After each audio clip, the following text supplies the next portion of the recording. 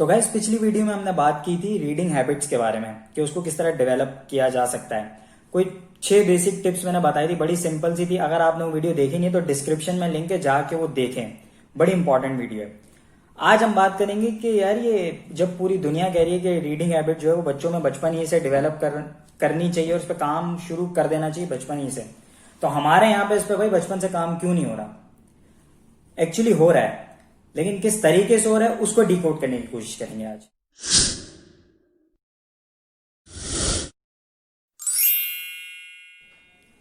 तो guys basically मैं अपनी पर्सनल लाइफ की एक जर्नी शेयर करूंगा जिसके एंड में यू विल रियलाइज कि यार ये हमारे यहाँ पे जो है वो रीडिंग हैबिट को डेवलप करने के लिए किस तरह काम किया जा रहा है। तो स्टार्ट करते हैं 2002 से। मैं हूँगा क्लास 5th के अंदर और हमें एक नॉवल दे दिया गया वुदरिंग हाइट्स के नाम से, जो एमिली ब्रॉन्टी का लिखा हुआ है। वैसे तो कल्ट क्लासिक नॉवल है, लेकिन ये पब्लिश हुआ था 1847 में और हमें पढ़ाया जा रहा है 2002 में, यानी कोई 155 साल का डिफरेंस हो गया भाई। 150+ साल का पुराना नॉवेल है और वो हमें 2002 में पढ़ाया जा रहा है। स्पेसिफिकली अगर बात की जाए तो 19th सेंचुरी का नॉवेल है और 21st सेंचुरी में हमें पढ़ाया जा रहा है।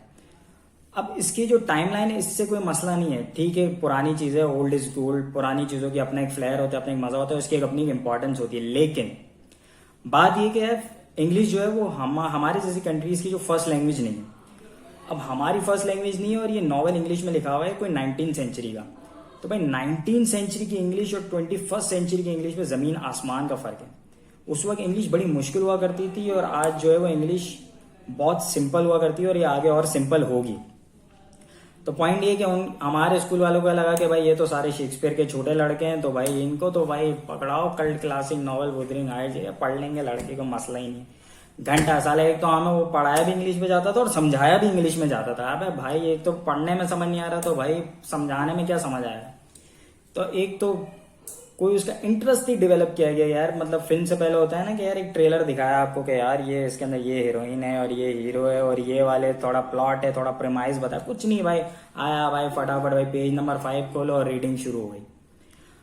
अब देखने की बात ये भी कि यार ये जो वुदरिंग हाइट्स है ना, ये अपने टाइम पे कंट्रोवर्शियल नॉवेल था। मतलब इसके अंदर जो है वो बड़े डिबेट हुई यार कि मेंटल और फिजिकल क्रूएलिटी भाई बड़ी डिपिक्ट की गई है और जिस पर बड़ा अंग्रेजों को मसला हुआ। तो हमारे जो स्कूल वाले उन्होंने तो भाई कोर्स के अंदर डाले, उन्होंने तो इस तरह की कोई रिसर्च की नहीं। और अच्छी बात ये कि यार हमें समझ भी नहीं आया। हमें समझ आता तो कोई दिमाग पर असर पड़ता ना, तो हमें तो समझ ही नहीं आया। हमें तो सिर्फ इतना ही समझ आया कि भाई एक हीथक्लिफ नाम का लड़का है और भाई वो जो है यतीम लड़का है, उसको एक बंदा अपने घर ले आता है, उसके 2 बच्चे होते हैं, उसमें एक बच्ची का नाम कैथरीन होता है उसकी, और उससे जो है लड़के को प्यार हो जाता है और जो एडगर उसका भाई है वो उससे नफरत करता है। और ये इतना लंबा नॉवेल है, मतलब 5 क्लास के बच्चे को इतना कोई लंबा नॉवेल है, इतने कैरेक्टर है इसमें कि हीथक्लिफ दिखाया है, फिर उसकी शादी होती है, फिर इन सबके बच्चे दिखाए, उन बच्चों के आपस में शादी हो, पता नहीं कितनी लंबी की हुई।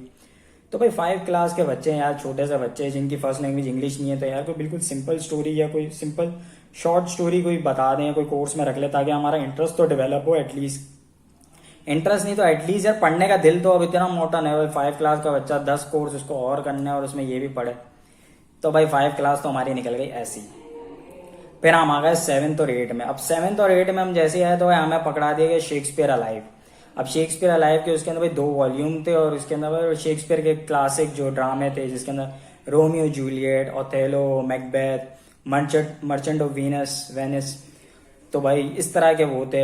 अब जब हमने पुराने नहीं पढ़े तो हम ये क्या कद्दू पढ़ेंगे? हमें तो सिर्फ वो इंटरेस्ट था, वो रोमियो जूलियट की वो किसिंग सीन था पेज नंबर 157 पे। तो भाई हमारा तो वही इंटरेस्ट था कि भाई जैसे ही 157 आया तो हम हाँ हुई करें और इसी में ही पूरा नॉवेल रगड़े में आ जाए। तो इंटरेस्ट हुआ नहीं। और हमारे यहाँ उस वक्त क्या तरीकेकार होता था कि भाई पहला पैराग्राफ ये पढ़ेगा, दूसरा ये, तीसरा ये, तो हम तो उसी में लगे होते थे कि 1 2 3 4 5, तो 5 के हिसाब से भाई मेरा पैराग्राफ कौन सा बनता है उसकी प्रैक्टिस कर लूं मैं, ताकि बोल सही से सकूं। तो ये था तरीकेकार रीडिंग का। वो तो अच्छा हो कि भाई विशाल भारद्वाज ने भाई वो हैदर और वो मकबूल और वो सारी चीजें ओमकारा बना ली, तो आगे हमें भी पता चले कि भाई जब शेक्सपियर की बात हो रही हो तो हमें भी पता हो कि भाई ये लंगड़ा त्यागी कौन था और कितना हरामी चल रहा था वो।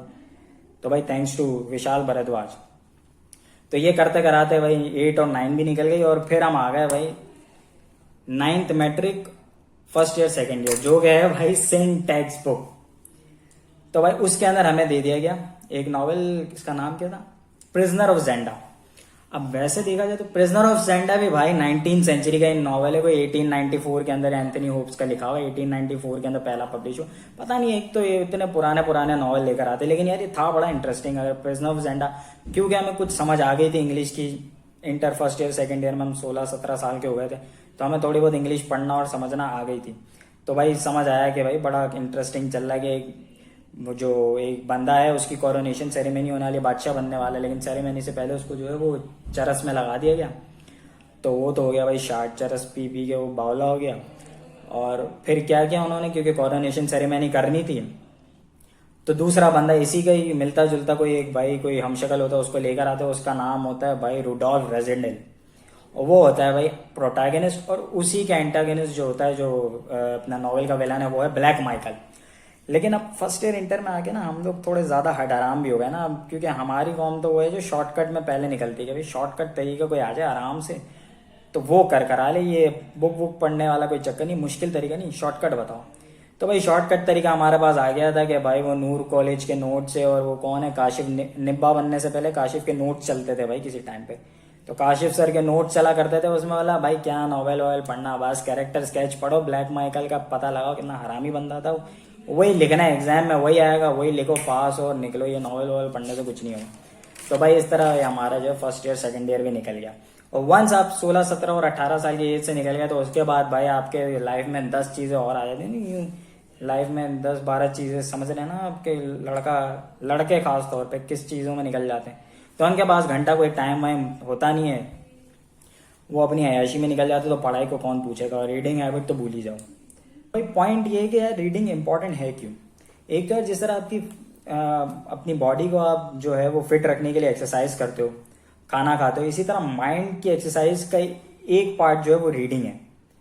और रीडिंग ये जो आपका विजन जो है वो ब्रॉड करती है, और इसी के साथ साथ रीडिंग आपकी क्रिएटिविटी प्लस आपकी इमेजिनेशन, इसकी रेंज को बढ़ाती है।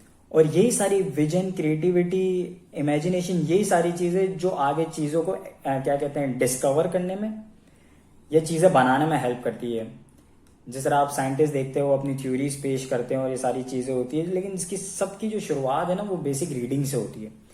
तो आप जितना रीड करोगे उतनी आपकी एक्सप्लोरेशन बढ़ेगी, आपकी रेंज बढ़ेगी, सोचने की सलाहियत बढ़ेगी, क्रिएटिविटी में आप बेहतर होते जाओगे। और यही एक भाई एक जो एजुकेटेड माशरा होता है वो भाई इसी तरह चलता है। और सबसे इंपॉर्टेंट बात रीडिंग की कि वो आपको एलिकेंट बनाती है, ELOQUENT, एलिकेंट। अब वो एलिकेंट होता क्या है ये आपको सर्च करेंगे, मैं नहीं बताऊंगा, लेकिन सिर्फ इतना बताते चलूं एंड के अंदर के यार आज से 1500 साल पहले, जब हम कहते हैं ना अरब पीरियड, जो दौरे जाहिलियत का दौर था, उस वक्त में भी जो एलिकेंट बंदा होता था ना उसकी एक रिस्पेक्ट होती थी, और एक जंगजू यानी एक जो सिपह सालार है ना उससे भी ज्यादा उस एलिकेंट बंदे की रिस्पेक्ट हुआ करती थी। अब जब आप एलिकेंट ढूंढेंगे कि होता क्या, तो आपको ये जो है कनेक्ट कर पाएंगे ये इसके रीडिंग से। तो उस वक्त भी उसकी इंपॉर्टेंस थी और आज भी उसकी इतनी ही इंपॉर्टेंस है।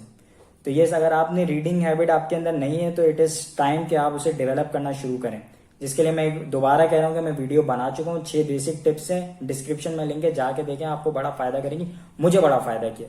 और अगर आप पेरेंट और मेरी वीडियो देख रहे हैं तो अपने बच्चों को भाई बचपन ही से रीडिंग हैबिट उसके अंदर कोशिश करें कि रीडिंग हैबिट डेवलप हो जाए। और कोशिश ये करें कि इंटरेस्टिंग वे में उनको कहानियां सुनाएं, और बुक से रीड करके बड़ा इंटरेस्टिंग वे में और उर्दू में सुनाएं, ताकि स्टार्टिंग में उनका इंटरेस्ट तो डेवलप हो कि हाँ यार मैं खुद जाके बुक देखूँ तो सही कि आगे हुआ। ऐसे सस्पेंस लेवल पे आप छोड़ दे जाके कि बच्चा खुद बोले यार नहीं यार आगे का मैं खुद देख लेता हूँ, कल परसों तक कौन इंतजार करेगा। तो यार इस पे काम होना चाहिए। खैर आज के लिए इतना ही। अगर वीडियो अच्छी लगी हो तो सब्सक्राइब जरूर कीजिएगा। Bye. If you like my content please do share, like and subscribe my channel.